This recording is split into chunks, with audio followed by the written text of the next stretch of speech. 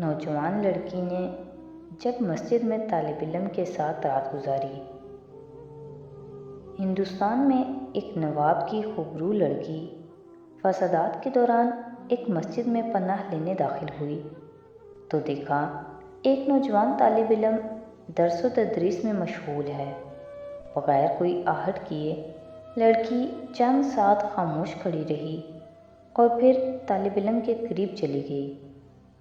اسلامی رنگ میں رنگے طالب علم نے جب ایک نوجوان لڑکی کو مسجد میں غیر شرعی حالت میں دیکھا تو اسے مسجد سے نکلنے کو کہا، جس سے لڑکی نے انکار کیا۔ طالب علم نے غصہ، محنت سماجت ہر حربہ آزمایا، مگر لڑکی نے اللہ کا واسطہ دے کر کہا کہ باہر اس کی عزت کو خطرہ ہے اور اسے رات یہی گزارنے دیا جائے۔ اس پر طالب علم نے کہا کہ ایک شرط پر تم مسجد میں ٹھہر سکتی ہو کہ ایک کونے میں پوری رات خاموش بیٹھی رہو گی اور کسی صورت میرے ساتھ بات نہیں کرو گی۔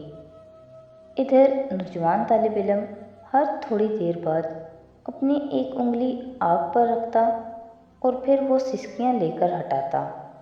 لڑکی رات بھر یہ تماشا دیکھتی رہی مگر کچھ کہنے سے قاصر تھی۔ خدا خدا کر کے صبح ہوئی۔ لڑکا اذان دینے اٹھا اور لڑکی سے کہا کہ وہ اب مسجد سے نکلے کیونکہ نمازی آنے والے ہوں گے تاکہ کوئی بدگمانی نہ کرے۔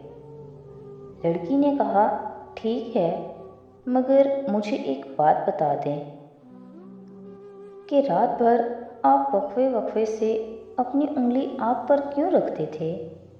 طالب علم نے جواب دیا کہ رات میں نے نفس اور شیطان اور اللہ کے احکامات کے مابین شش و پن میں گزاری۔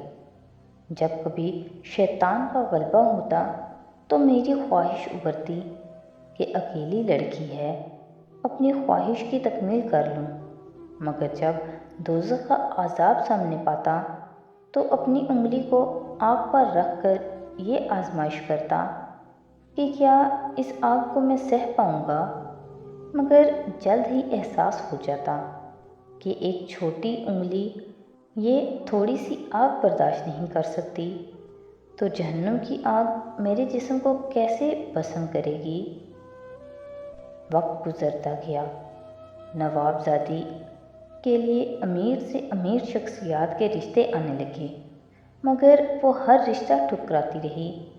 لڑکی کے والدین بہت پریشان تھے کہ آخر معاملہ کیا ہے۔ بالآخر لڑکی زبان پر مدعا لے آئی کہ اس کی شادی صرف مذکورہ طالب علم سے کی جائے ورنہ وہ کبھی شادی نہیں کرے گی۔ نتیجہ ایک رات نفس کو قابو رکھ کر وہ غریب طالب علم محل میں چلا گیا۔